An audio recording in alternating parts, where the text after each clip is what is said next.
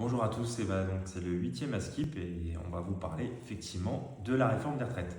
La réforme des retraites avec un climat brûlant, excusez-moi du jeu de mots qui n'est pas forcément très drôle, puisque si on y regarde, les violences à la fois policières et puis de quelques citoyens qui s'affrontent dans un conflit permanent chaque soirée, on sent des tensions qui montent, on sent de la haine entre certains citoyens français et des forces de l'ordre, et tout ça, on doit retourner au calme, à l'apaisement, et c'est le rôle du chef de l'État, c'est le rôle d'un président de la République, de remettre de l'apaisement dans une tension qui pousse à bout un certain nombre de personnes. Et là, j'attends quelqu'un, effectivement, un président de la République qui joue son rôle de médiateur, qui incarne effectivement ce que c'est la République française. Et aujourd'hui, on ne l'a pas. On a une réponse policière, offensive pour faire peur, alors qu'il faut une réponse politique. Une réponse politique, ça peut être le retrait de ce texte en disant, voilà, il y a une forte mobilisation, il y a parmi les sondages beaucoup trop de personnes qui sont contre cette réforme et je ne peux pas me permettre de violenter la démocratie comme ça. Donc ça peut être ça aussi.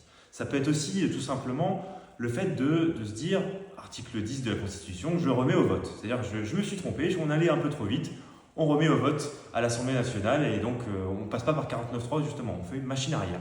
Ça peut être aussi tout simplement le fait de reconnaître que la méthode a été brutale.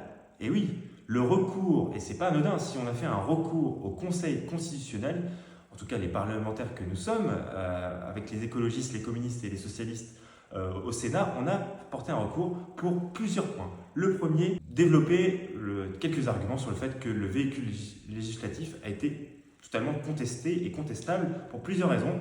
L'utilisation du PLFSS, donc du projet de loi de finances de la sécurité sociale rectificatif, n'est pas adapté pour ce genre de choses, puisque normalement c'est pour corriger un budget sur une année donnée.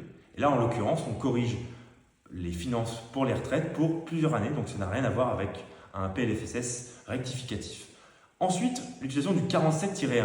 Alors, rendez-vous compte, on va demander à des Français de travailler 2 ans de plus et on veut limiter le temps du débat parlementaire sur ces questions essentielles, notamment de la pénibilité et des pensions de retraite. Moi, je trouve ça purement lamentable et brutal. En plus, s'ajoute à ça, dans le climat du débat parlementaire, il a été bafoué en plusieurs termes.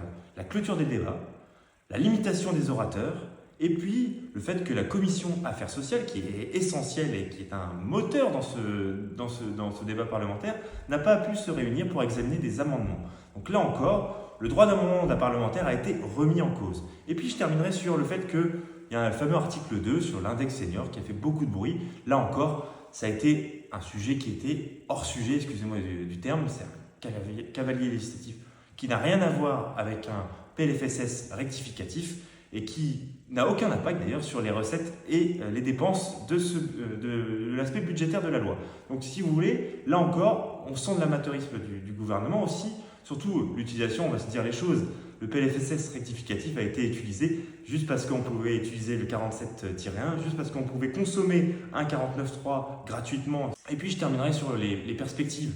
Les perspectives après ce recours aussi, il y a aussi des perspectives réjouissantes. Réjouissantes parce qu'on peut aussi nous, collectivement, à la fois dans les manifestations, parce qu'on a été nombreux, on a été 3,5 millions dernièrement, mardi prochain, on va pouvoir je l'espère, atteindre les 4,7 millions pour arriver à un vrai message politique à Emmanuel Macron. 4,7 millions, c'est le seuil du nombre de personnes qu'il va falloir pour le RIP, le référendum d'initiative partagée.